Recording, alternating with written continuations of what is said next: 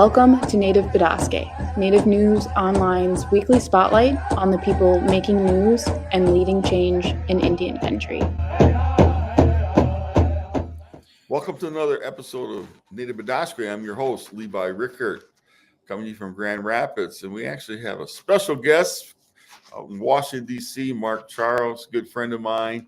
And Mark is the author of Unsettling Truths, the ongoing dehumanization legacy of the Doctrine of Discovery.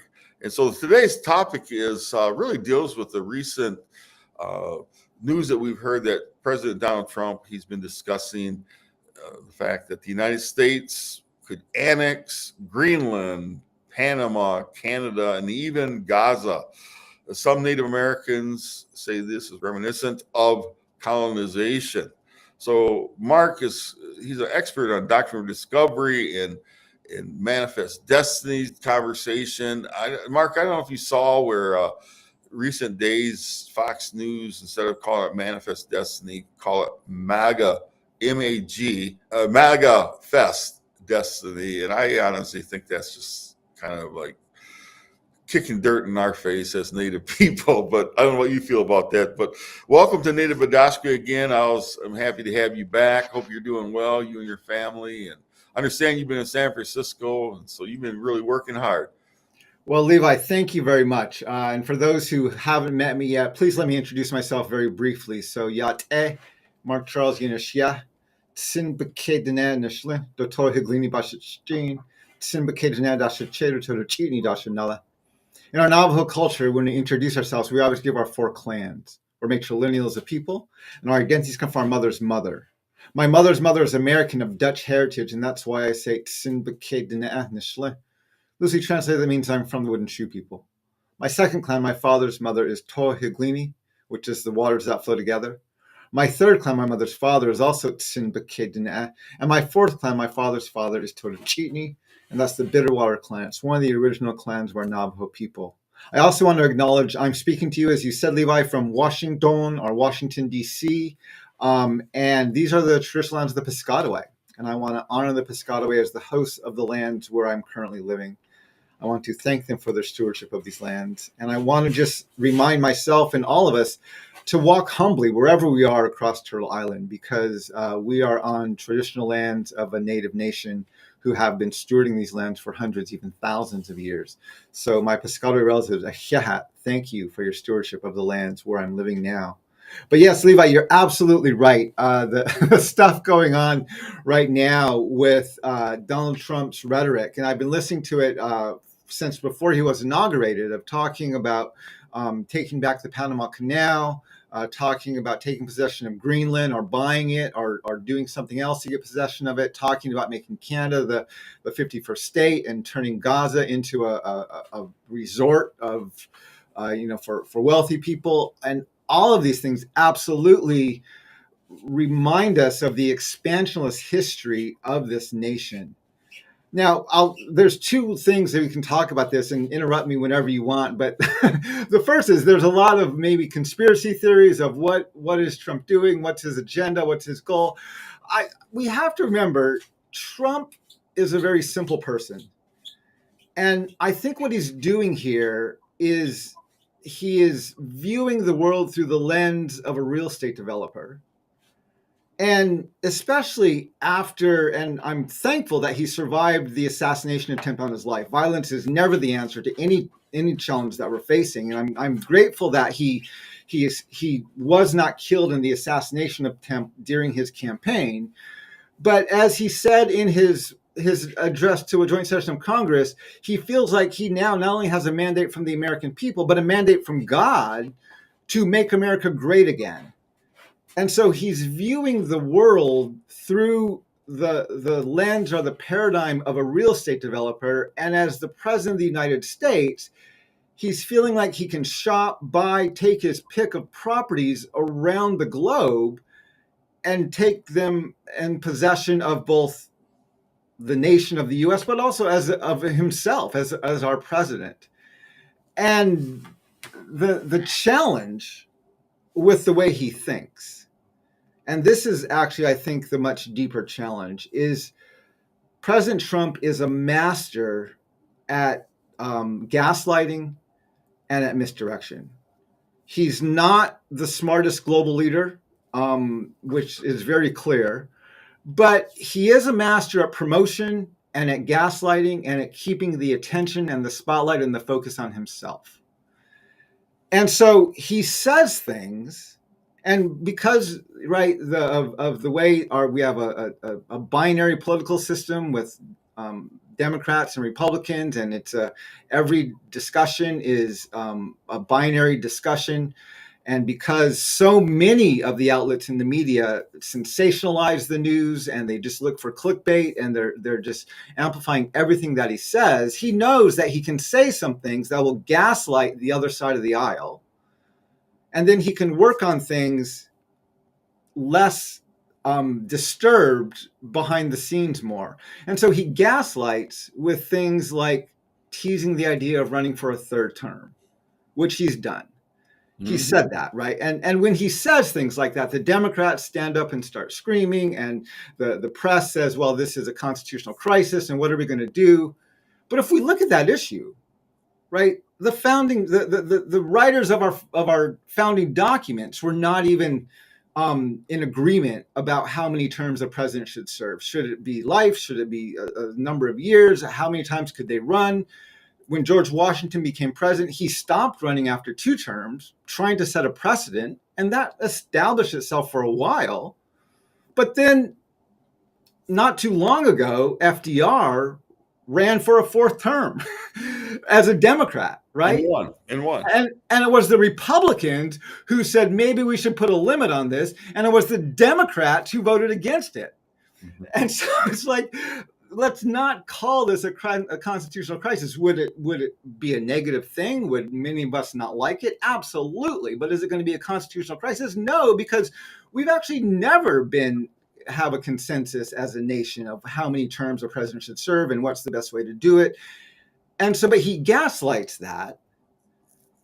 Meanwhile, he's working on other issues that at best have bipartisan support, or maybe at worst have bipartisan support. At best are just things the Republicans haven't formally renounced and said we don't stand for that. And I'll give you 2 examples of that. The first is DEI, where he is marginalizing, right? And he's centering white people again, and he's marginalizing those of whether it's LGBTQ, or people of color, or women, and people off to the sides. And right to this day, our Constitution has 51 gender-specific male pronouns, never mentions women. To this day, our Constitution refers to natives as, our Declaration of Independence refers to natives as savages, and our Constitution counts Africans as 3/5 of a person. To this day, slavery is constitutionally protected in the 13th Amendment under the jurisdiction of our criminal justice system. We've never decided that we wanted to be a nation where everybody was equal. And even if we've said we want that, we haven't taken the language out of our founding documents, and we haven't made this a very explicit statement of what we want as a nation. And I know this because I ran for president on these ideas, and nobody wanted to talk about them. No one wanted to have these discussions.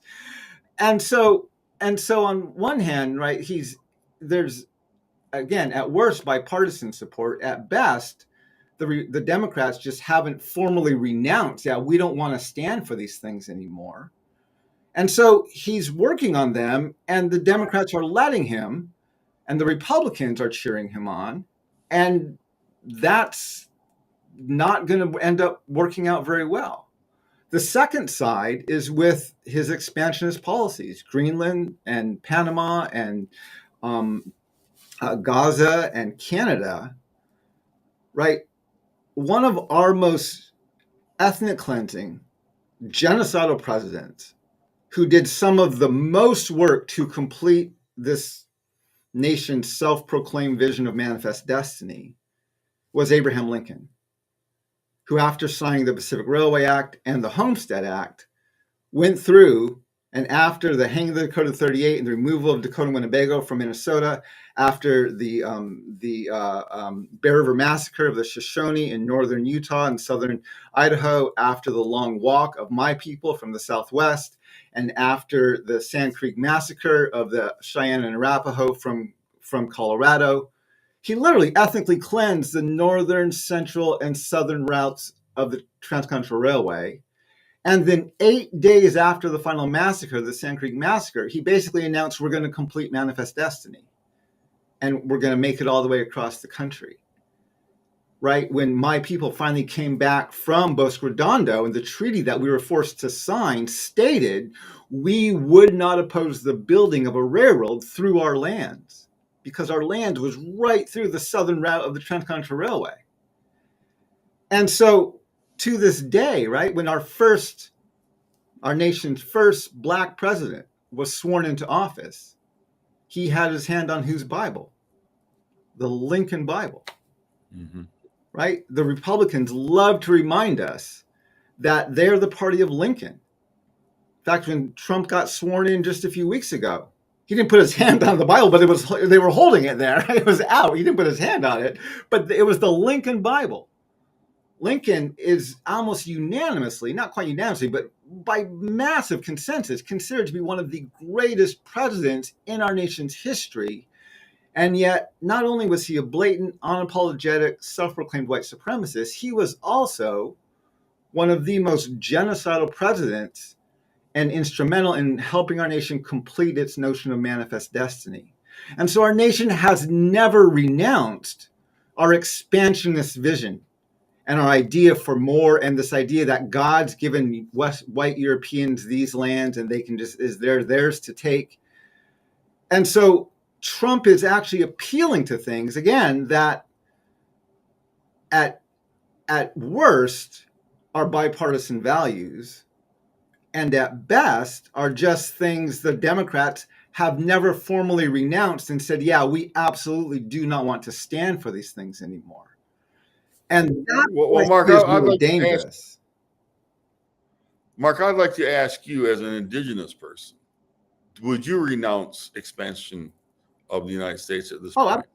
Given it could really negatively impact Indigenous peoples of other lands, what's your stance on it personally? Of continuing to grow our country? Yes. So I ran for president, so I had to think through some of these things. The first thing we have to acknowledge is that as a nation, we have a lot of colonized lands, right? Whether it's islands just off of our coast, or whether it's, we've colonized a lot of the world. There's a great book that I've talked about frequently. It's by Daniel Amirward, who talks about how to hide an empire and how imperial and imperialistic our nation has been, not in its history, but in the past 100 years of our existence as a nation. And so I think, first of all, we have to work first and foremost on granting full citizenship and statehood to lands we are currently colonizing. And I include in that Washington, D.C., where I currently live. Because as we learned through the budget process, the continuing resolution, as the nation learned, I should say, we knew it here in D.C. already, we don't have a vote. And when they tried to do this continuing resolution that would have destroyed our city's budget and our own revenues, we had no vote in that because we do not have a voting representative in Congress, either the House or the Senate. And so, first of all, I think the lands where we already occupy, we've colonized them, we just haven't granted them full citizenship or statehood, we need to make sure we do that. But then I think we absolutely need, or at least give them the choice. Do they want to become a part of our nation or not? But then we need to renounce our history of colonization and expansionism, right? We need that is absolutely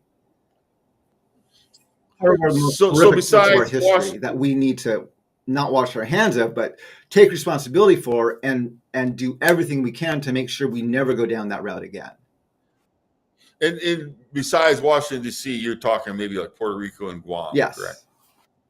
Okay, just to be clear. Okay. Hey, how does the concept of manifest destiny relate to the past and present land expansion efforts? How do you balance that? So the notion of manifest destiny, the belief that God has given white Europeans the divine right to occupy these lands and to do whatever they need to do to acquire them, right? This goes back to both the doctrine of discovery that we have, that this nation was founded on, right? Invade, search out, capture, vanquish, and subdue all Saracens and pagans whatsoever, reduce their persons to perpetual slavery, convert them to his and to their use and profit. This doctrine of discovery, this series of papal bulls between 1452 and 1493, that's essentially the church in Europe saying to the nations of Europe, wherever you go, whatever lands you find not ruled by white European Christian rulers, the people living there are subhuman and their land is yours to take, right? This is the doctrine that the European nations went out with. It's how they colonized Africa and enslaved the people because they did not see them as human. And it's how Columbus could claim to have discovered America, right? A landmass with millions of people already living on it. And he said he discovered it. And the first sentence of the first chapter of my book, Unsettling Truths, says you cannot discover lands already inhabited. You can conquer those lands, you can steal those lands, you can colonize those lands, but you can't discover them unless your worldview and your church tells you the people living there are not human. And this goes back to the notion of promised lands in the Bible, in the Old Testament of the Bible, where the people of Israel were brought to Canaan and they were told these are their promised lands. And then God literally told the people of Israel to go into Canaan and to kill every man, every woman, every child, every animal, to leave nothing alive that breathes. And that's what happened. And that notion of promised lands, I rewrite this in my book, I say this in my speeches, promised lands for one people. If you read what's written in the Old Testament of the Bible, promised lands for one group of people is literally a God-ordained genocide for the people currently living in those lands. This is why, right, Stephen Newcomb's book on the Doctrine of Discovery, a brilliant book, I highly recommend it.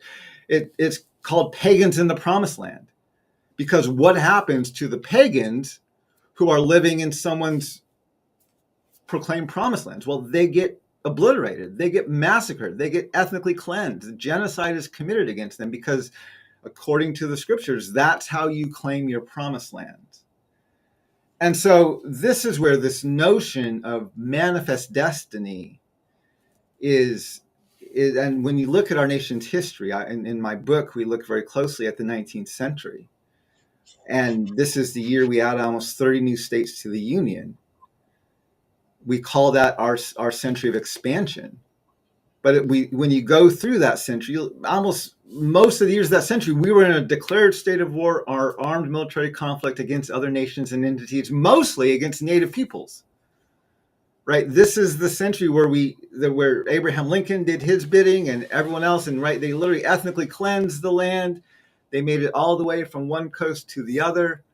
Not just the 4 massacres I mentioned earlier, but countless others that happened during that time period. The purchase of the Louisiana Purchase, and then what happened with those lands. And this is all ordained under a manifest destiny, a belief that, yeah, God gave us these lands, and therefore we have the right to violently take them. Well, how do you think it still is impacting Indigenous people today in the United States?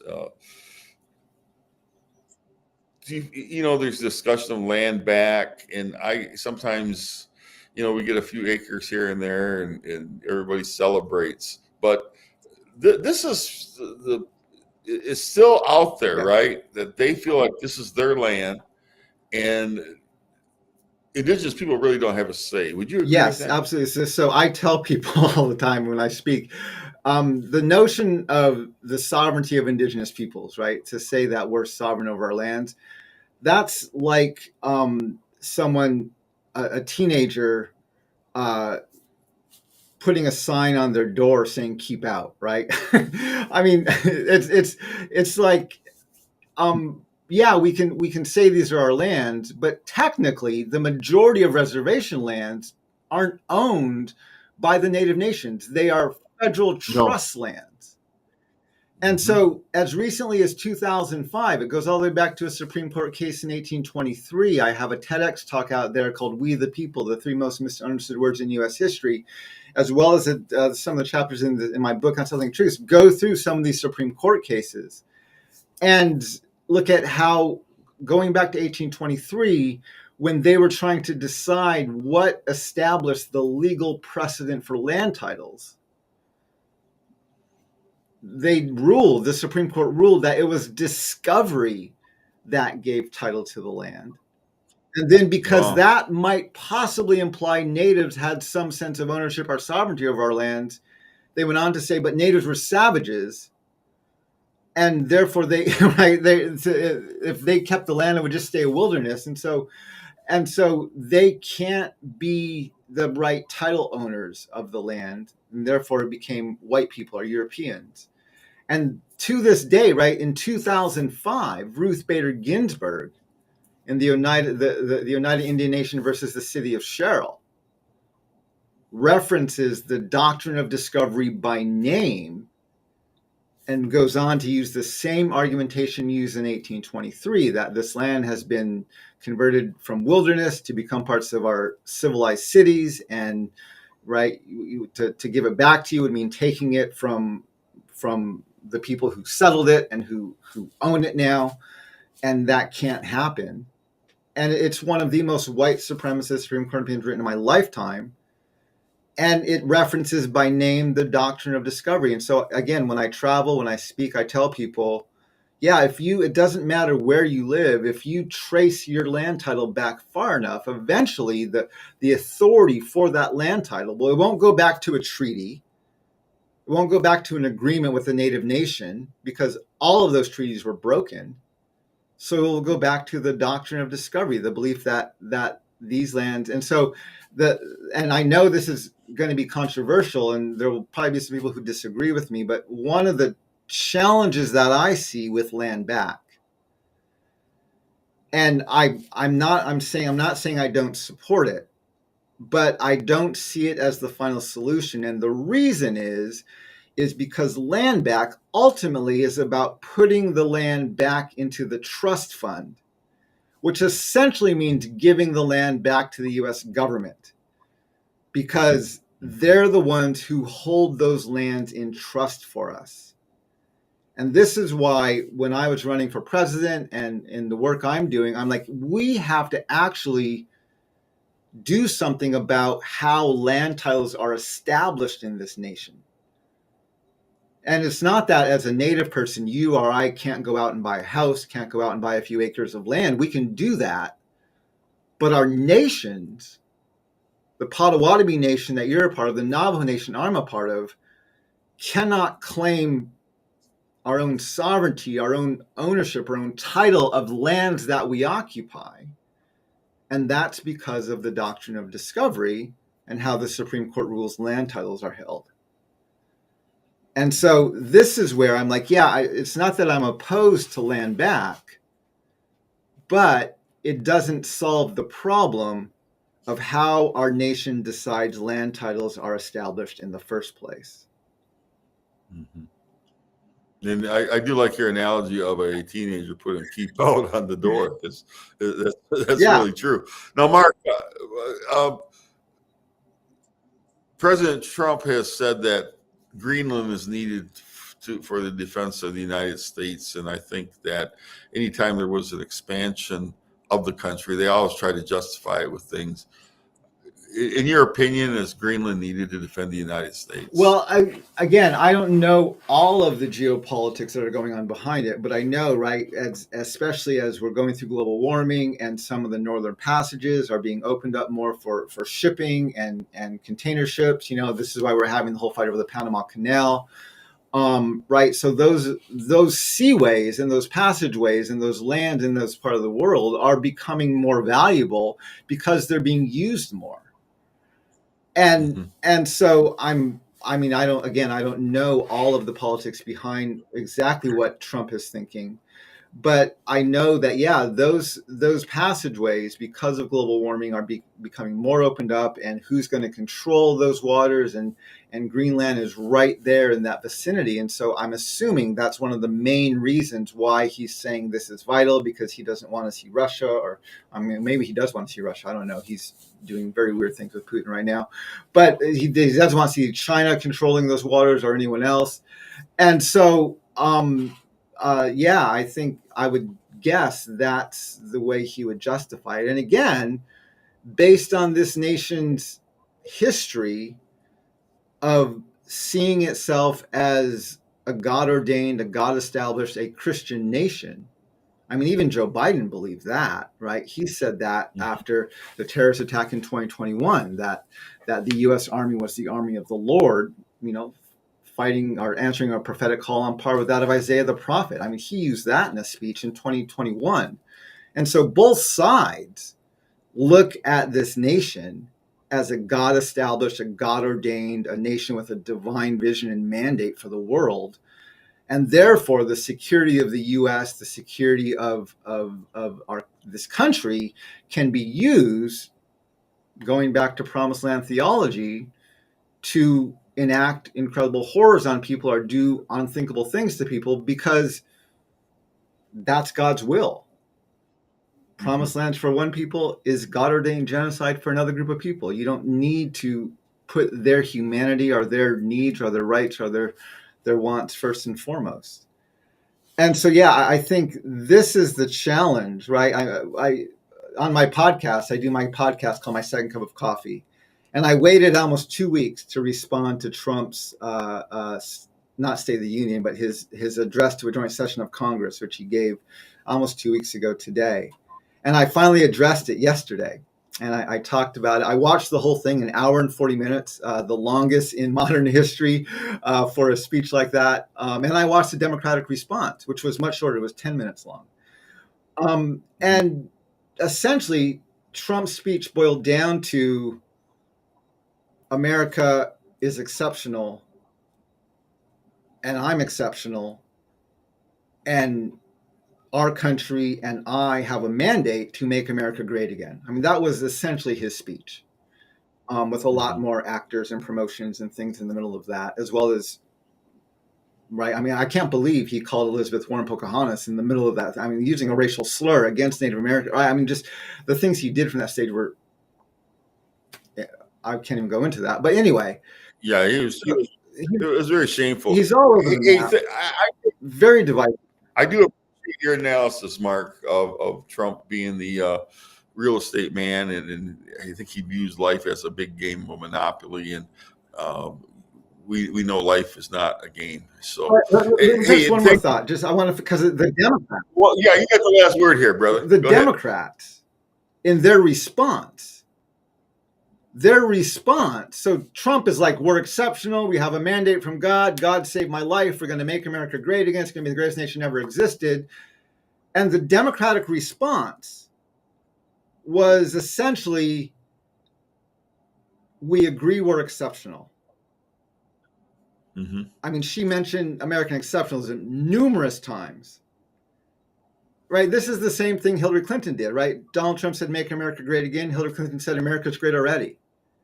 During the debate, she expanded and said, America's great because America's good. Donald Trump stopped, looked directly at her as he was wandering around the stage, pointed to her and said, I agree with her. I agree with everything she just said. Both parties